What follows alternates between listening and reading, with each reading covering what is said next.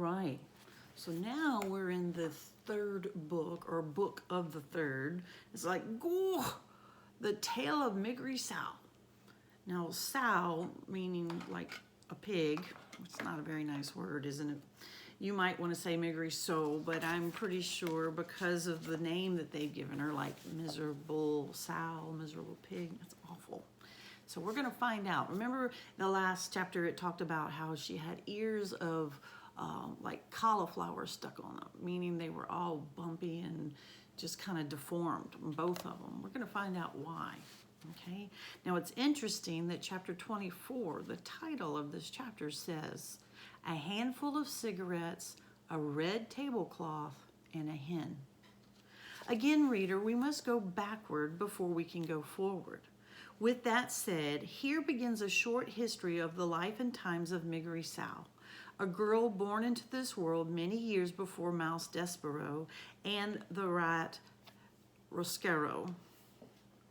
A girl born far from the castle, a girl named for her father's favorite prize-winning pig. Migri Sow was 6 years old when her mother, holding on to Mig's hand and staring directly into Mig's eyes, died. "Ma," said Mig, "Ma, couldn't you stay here with me?" "Oh," said her mother, "who is that? Who is that holding my hand?" "It's me, Ma, Migri Sow." "Oh, child, let me go." "But I want you to stay here," said Mig, wiping first at her running nose and then her running eyes. "You want," said her mother. "Yes," said Mig, "I want." "Ah, child, and what does it matter what you wanting?"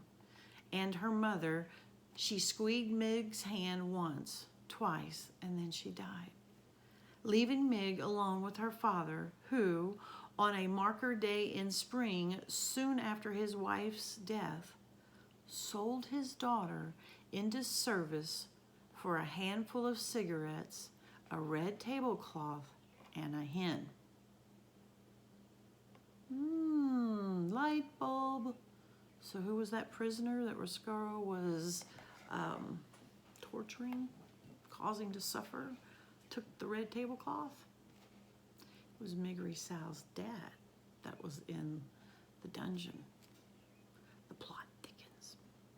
"Papa," said Mig, when her father was walking away from her with the hen in his arm, a cigarette in his mouth, and that red tablecloth draped across his shoulders like a cape. "Go on, Mig," he said. "You belong to that man now." "But I don't want to go, Papa," she said. "I want to go with you." She took hold of the red tablecloth and tugged on it. "Lord, child," her father said, "and who is asking you what you want? Go on now." He untangled her fingers from the cloth and turned her in the direction of the man who had just bought her. Mig watched her father walk away, the red tablecloth billowing out behind him. He left his daughter. And reader, as you already know, he did not look back, not even once. Can you imagine? Can you imagine your father selling you for a tablecloth, a hen, and a handful of cigarettes? Close your eyes, please, and consider it for just a moment. Done?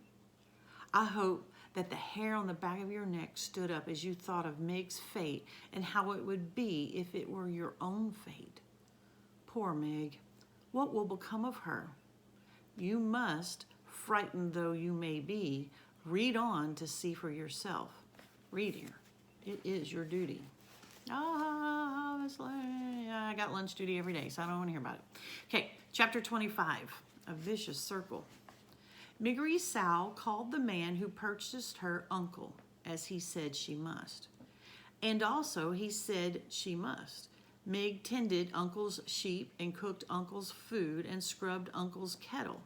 She did all of this without a word of thanks or praise from the man himself.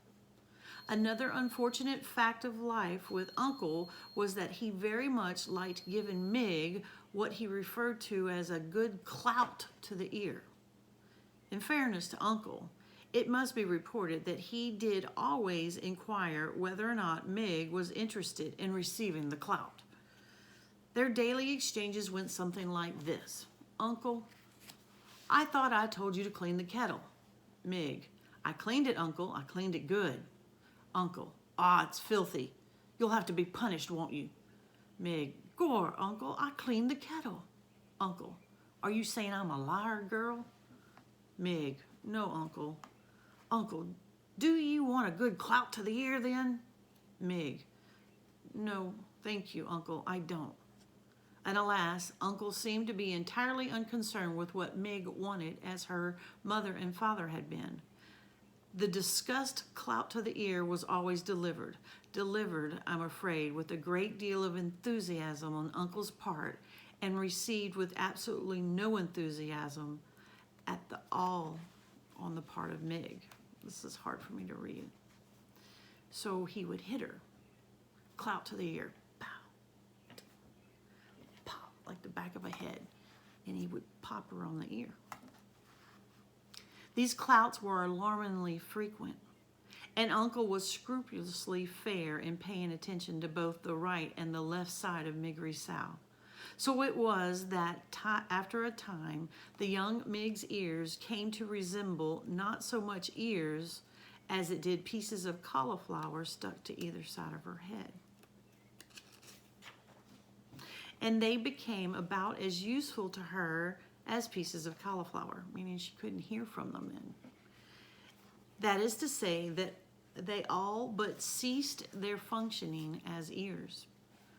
Words for Mig lost their sharp edges, and then they lost edges altogether and became blurry, blankety things that she had a great deal of trouble making any sense out of at all. The less Mig heard, the less she understood. The less she understood, the more things she did wrong. And the more things she did wrong, the more clouts to the ear she received, and the less she heard. This is known as a vicious circle, and Migri Sow was right in the center of it, which is not, reader, where anybody would want to be. But then, as you know, what Migri Sow wanted had never been of much concern to anyone. It's so sad, I know. So we're gonna find out what happens to Migri Sow. And it just kind of hurt. I can't even stand reading it. It's awful. But let's think about this Venn diagram. Okay, so we have Despero on one, and then we have Migri Sow on the other. And it says, show how they are alike and how they are different. So I would take, let's see if I can't put it on here.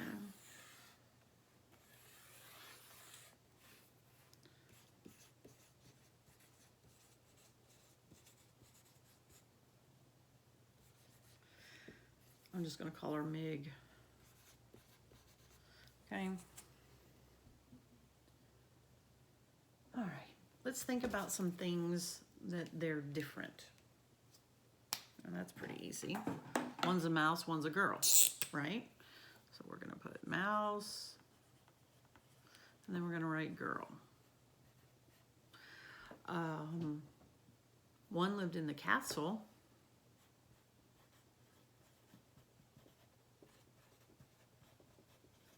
And one lived outside of the castle, or what would you say, in the country?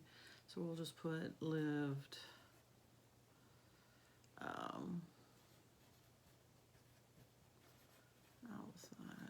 of the castle.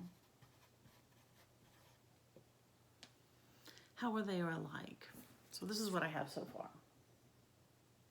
Those are things that they were different. Okay, in Mig's life, her mother had died, so I guess we'll put mom died. But what do they have alike? Both their fathers were traitors. So we're going to put fathers betrayed